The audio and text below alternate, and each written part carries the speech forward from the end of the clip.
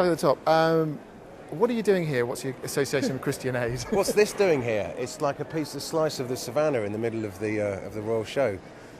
Christian Aid asked me to go to Burkina Faso, somewhere I've never heard of. The capital, Ouagadougou, is one town south of Timbuktu, sub-Saharan Southwest Africa. Mm-hmm.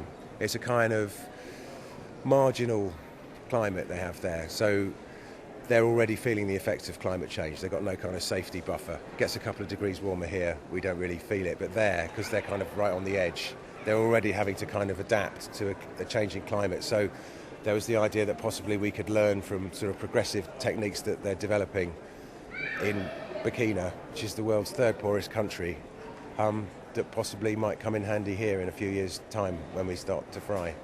So how are they doing? How are they coping? They're actually kind of rising to it because they've got no choice, you know. It's a strikingly different kind of situation there to here. There's absolutely no agricultural machinery whatsoever, you know, no diggers, no tractors, no ploughs. It's all completely kind of hand-built. I mean, you can see over there, the scale of a Burkina farm is more like an allotment. So the techniques that they're using for kind of husbanding rainfall, because they're sort of in extremis conditions that climate change is going to produce here. So when it rains, it's a deluge, and when it's dry, it's dry and hot for long periods. The techniques that they're using on their market garden type farms there could come in useful for kind of allotment fans, I guess, and there are a lot of those. There are. Now, of course, you made the transition from pop star to farmer. Well, so do you bring any techniques back? Yeah, there was a really good compost bin. I mean, the thing is that all the food there is local, seasonal, organic. It's kind of everything that we want. It's, you know, it's really kind of posh in a way.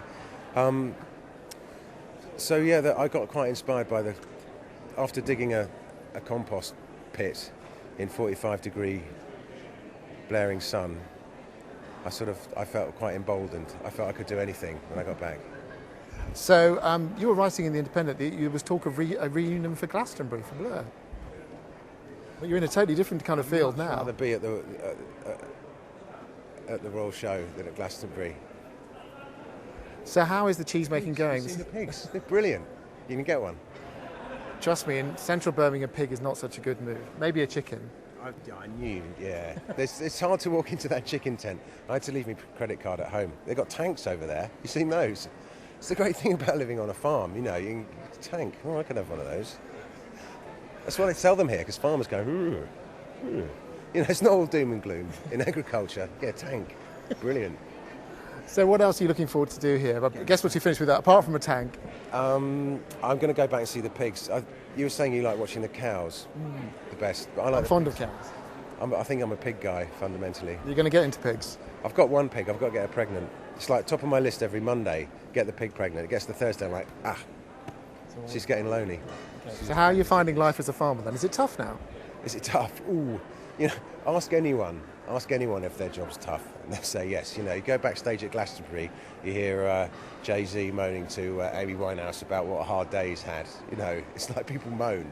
Get 3 plumbers together, they start moaning. Get 3 farmers together, they start moaning. I think, actually, you know, if you can find a niche as a farmer, it's a kind of good time, actually. In many ways, it's because people are kind of more interested in where food comes from now than they have been since I don't know, the Middle Ages or something. You know, we're all kind of in foods. We've all become gourmandized, haven't we?